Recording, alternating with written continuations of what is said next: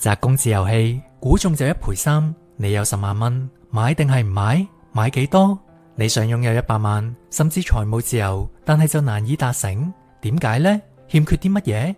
大家好，歡迎收睇 N TV， 我係不了。2年幾前40歲才自早退，呢個課堂係關於財務自由、投資理財同埋提早退休。今集嘅主題係擁有100萬甚至達至財務自由嘅重要要素。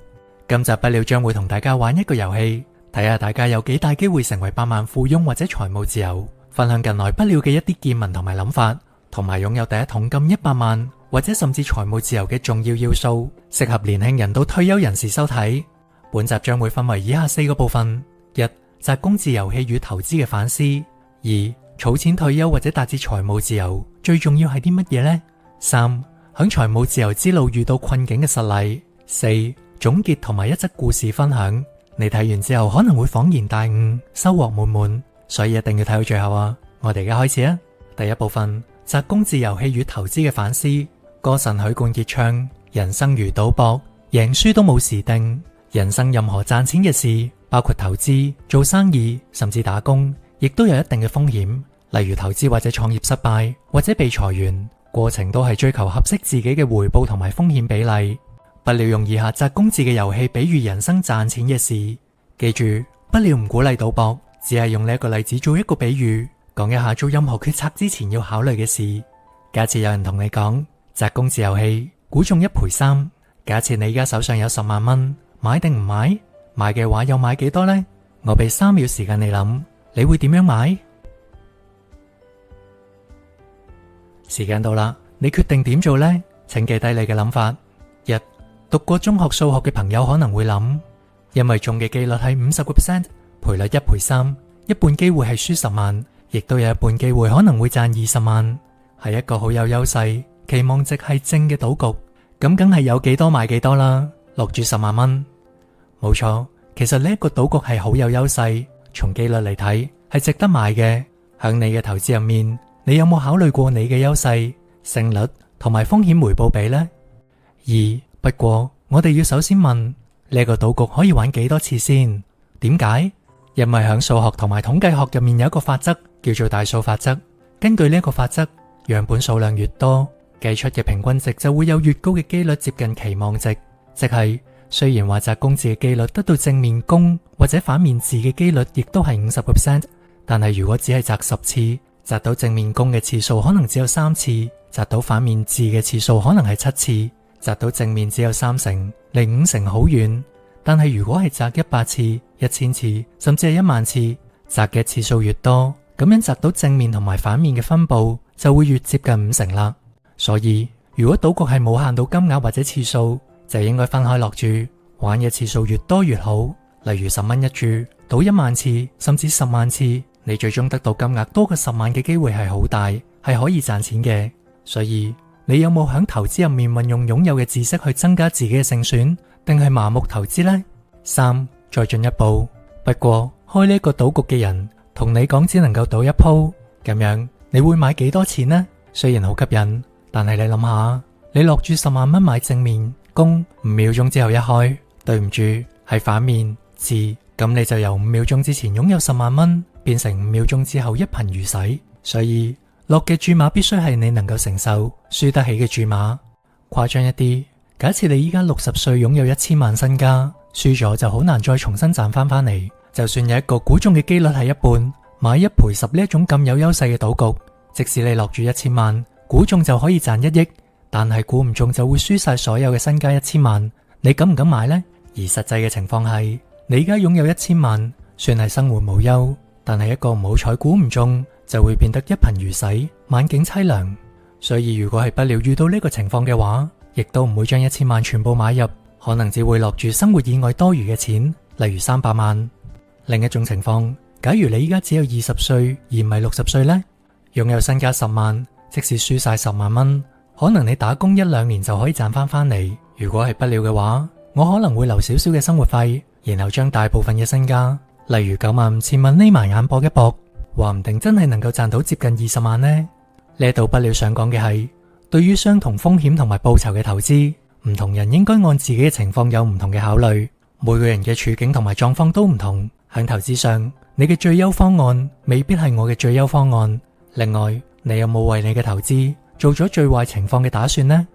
翻嚟先，如果只能夠賭一局，你有10萬蚊，你而家會點樣選擇呢？落注幾多呢？俾你3秒鐘時間考慮。好，夠鐘啦，做咗決定未呢？請你依家落注。當你再三考慮，認為自己思考正確無誤，正將大部分嘅身家落注嘅瞬間，4中伏啦！你落注嘅錢突然消失咗，開始賭局嘅人亦都消失埋。你呆咗幾秒，仲未反應過嚟。幾秒鐘之後，你心諗啱啱發生咗啲咩事呢？我啲錢呢？又再過多幾秒鐘之後，你先至意識到我俾人呃咗啦。係啊，你真係俾人呃咗啦！你已經變成咗窮光蛋。你開始考慮要報警，或者揾東張西望報告一下你呢件咁不幸嘅事。其實比起第1到第3點，向開始呢個賭局之前，更先要考慮嘅問題應該係點解會有啲咁着數嘅賭局？呢一個會唔會係騙局嚟嘅呢？假如呢個賭局係街上或者網上某一個可信人物或者某一個名人開設嘅，亦都堅決唔到。相信有睇 N TV 嘅觀眾可能都能夠避開一劫，因為大家都仲記得呢一句不了金句：一不貪心，二不輕信，三不自作聰明，安心老實享生活。如果你啱啱冇落注中伏嘅話，恭喜你！大家睇下6月份嘅2個新聞，警反詐拘175人，涉款7.8億，73歲婆婆最大損失被騙2800萬畢生積蓄。早前東張西望報道，有一位81歲嘅長者因為自作聰明同騙徒較量，被騙400萬。如果你啱啱落咗注嘅話，可能已經損失咗大半世人嘅積蓄。所以記住，一不貪心，二不輕信，三不自作聰明，安心老實享生活。5更深一層嘅思考，善用機會。你撒賴，呢個係你設嘅局。係啊，係撒賴啊。騙徒呃你之前會唔會提醒你，我嚟緊會呃你噶啦，小心啲啊，就嚟呃噶啦，就嚟呃噶啦。唔會噶嘛。不過今次真係唔呃你啦。假設已經證明呢一個唔係騙局，背後有幾間超級大嘅財團支持，你諗下，其實你可唔可以將呢一個賭局轉讓俾其他人，自己響當中賺一啲冇風險嘅錢呢？例如10萬蚊，對於一個擁有1000萬、1億甚至10億嘅人嚟講，根本係微不足道。我可唔可以同一個比我更有錢嘅富翁訂立一個協議？如果賺到錢，俾1成賺到嘅錢當佣金俾我就得啦，即係將呢個咁有優勢嘅投資或者賭博嘅權利出售。富翁有1億嘅身家，佢用100萬落注，賺到200萬，分1成俾你都有20萬。呢一種就係無風險套利啦。多啲觀察，人生偶爾都有唔錯嘅機會嘅，無論喺股市、生意或者工作。例如10幾年前 iPhone 4大賣嘅時候，轉手就可以賺幾千蚊。有一位舊同事諗盡唔同嘅方法，包括寫程式監察官方網站幾時開賣，俾啲錢，出盡人情牌揾住喺外國嘅朋友幫手買。響短短幾個月之間，佢賺咗超過20萬。你有冇用到你已經擁有嘅優勢，同埋尋求更多可能性去賺錢呢？例如你有能力、有人脈、有發展潛力嘅生意，但係冇資金，咁可唔可以揾一間天使投資呢？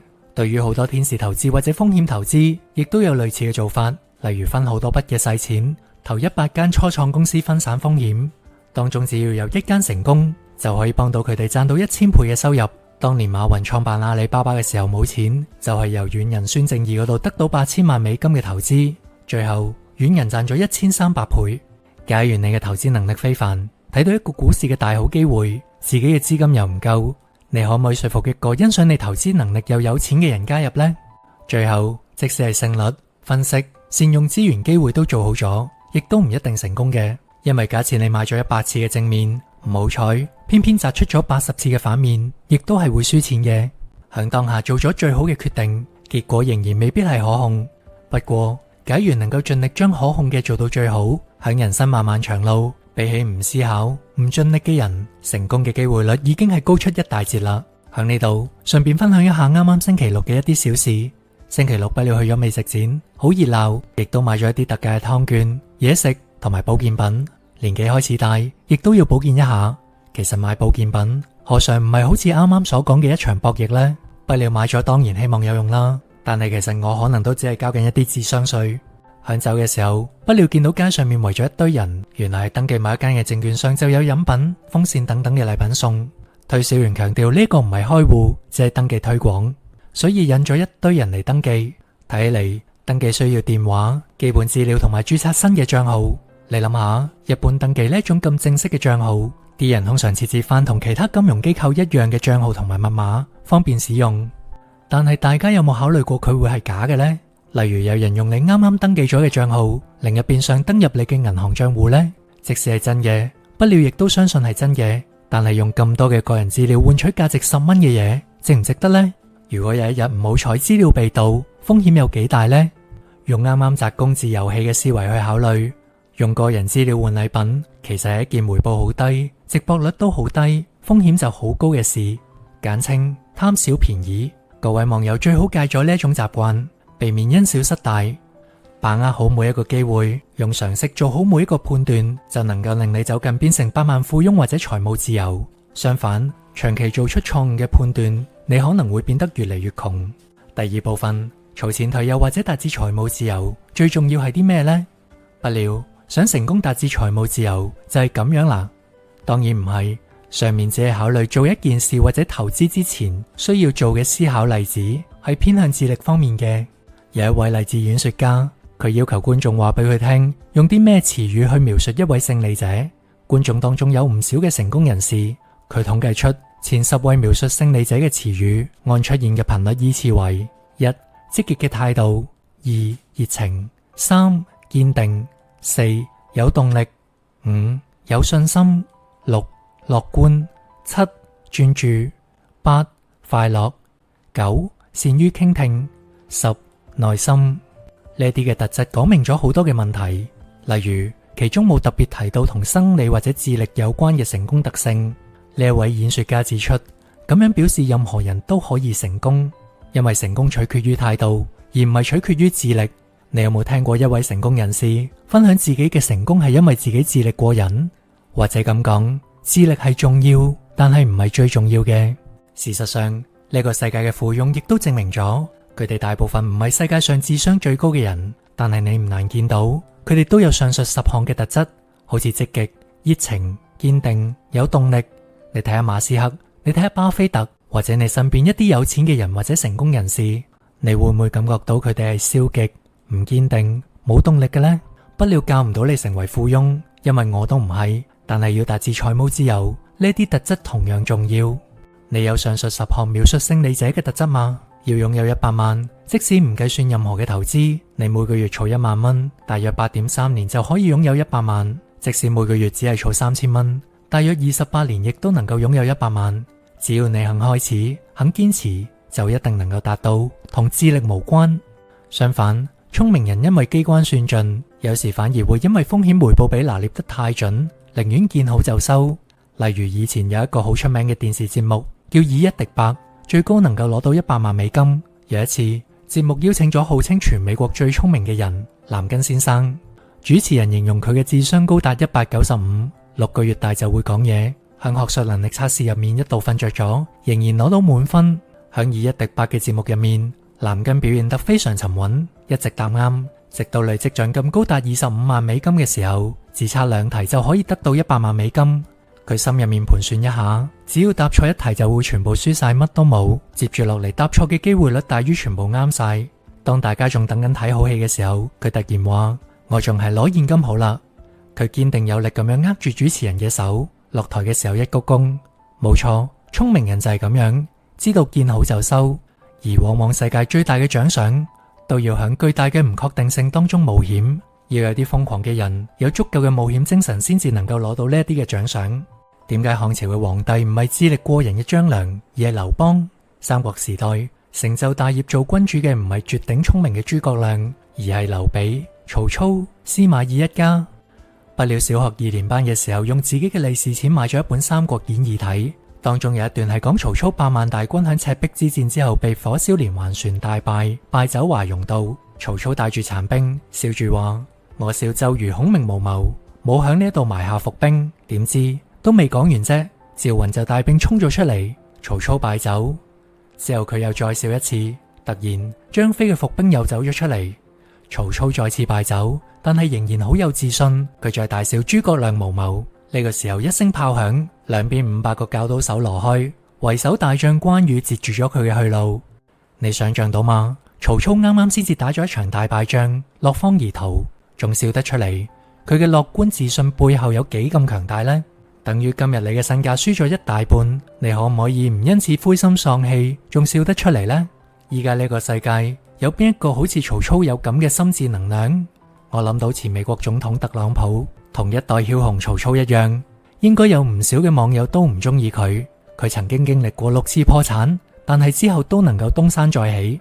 早幾個星期，佢喺美國選舉拉票活動入面被槍擊，隻耳受咗傷。響呢個時候，佢仲不忘振臂高呼，咁啱俾記者影低落嚟。曹操同埋特朗普有啲咩共同點呢？就係每逢失敗嘅時候，佢哋都可以迅速以自信嘅方式重新企翻起身。劉邦、劉備、司馬懿一家亦都係咁樣。相反，劉邦嘅對手背景同埋能力非凡嘅西楚霸王項羽，就因為一場敗仗冇面目見江東父老，自刎而死。2022年搞笑諾貝爾獎嘅研究，佢用數學模擬證明成功真係只係好運。另外，就連喬布斯亦都成日講自己受到幸運之神嘅眷顧，不料亦都覺得自己能夠達至財務自由，亦都有一定嘅幸運成分。你可能會問，點解我老豆唔係李嘉誠？但係其實你依家能夠生活喺香港，身體健全，本身已經係一種幸運。成功嘅人點樣去吹運嘅呢？有啲人睇到人哋嘅成功，認為全部都係幸運。龍珠嘅龜仙人講過，運氣亦都係實力嘅一部分。點樣令運氣企喺自己呢一邊，亦都係實力嘅一種體現。麥當勞嘅創辦人雷克洛克講過咁樣嘅一句話：幸運係汗水嘅紅利，你流嘅汗越多，就會越幸運。馬雲亦都曾經講過呢句說話：越努力越幸運。日本經營之神稻盛和夫亦都有咁嘅一段話：超級認真工作係令到人生好轉嘅不二法門。以不了熟悉嘅股票投資為例，有啲人可能認為某一個人喺股市賺錢係單純嘅幸運。我認為短期賺錢可能係幸運，但係假如某一個人喺股市10年以上，經歷過2、3次股災，而且錢越嚟越多嘅人，佢應該唔係單純嘅幸運，而係一種能力。對於長線投資，不了認為如果能夠做好以下2點： 1.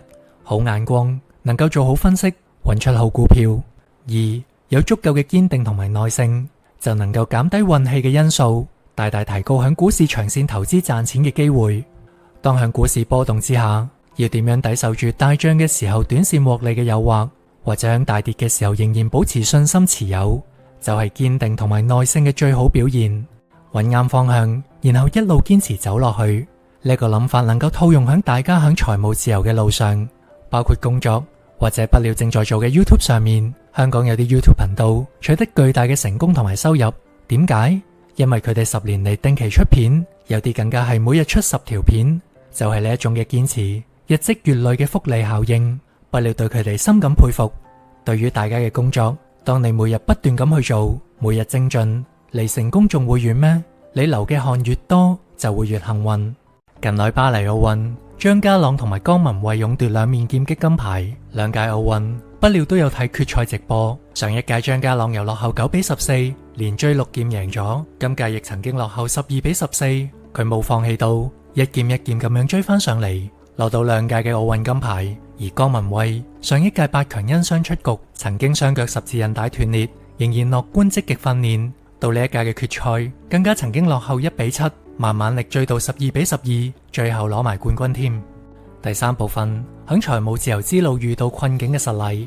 不了近來睇到今年1月份經濟日報嘅文章，標題係財務自由，月入2萬2打工仔儲夠80萬，揚言實現財務自由，日後花光人工嘆世界。不了好奇之下睇一睇，內容係咁樣嘅。近日有一名港男響香港討論區議，我決定下一個月開始唔再儲錢，享受全部薪金為題發文，揚言日後用盡晒所有嘅人工。佢自爆月薪22,700蚊，並且表示我已經儲咗80幾萬，一路儲都冇享受過。下個月開始存款全部做定期，人工就會使晒佢。樓主冇透露到佢幾多歲，佢向網民查問用晒所有人工呢一個決定好唔好？佢更加已經計劃好點樣享受生活，除咗扣除強積金，每個月俾家用4500蚊，剩低16,700蚊就自己使。佢強調要食得好，兼買心愛嘅波鞋同埋玩具。食千兩鰻魚飯，80蚊以上嘅貴意粉，Outback 嘅牛扒，鼎泰豐小籠包，放工日日飲台式飲品， Pacific 嘅拉提，買 Jordan 嘅波鞋，Hoka 嘅新波鞋，買玩具 Lego， 更加指我要過翻啲好日子。引文完畢。不料點睇呢？唔好啊！我指嘅係放工日日飲台式飲品。從健康角度 Google 一下，一日一杯珍珠奶茶，致血液充滿糖結晶，台南魚生衰洗腎，仲有心血管病、中風呢啲咁嘅風險。咁由理財角度出發，又點睇呢？首先要問樓主嘅人生目標係啲乜嘢，或者儲錢嘅目的係啲乜嘢先？我估呢一位樓主大約20尾30歲，好努力儲錢，可能係為咗財務自由或者買樓，但係儲咗幾年嘅時間，覺得慳錢嘅生活太痛苦，決定唔再犧牲今日嘅生活換取未來嘅財務自由，由延遲享樂變成及時行樂。呢個只係價值觀嘅改變，冇話啱定係唔啱，或者絕對嘅做法。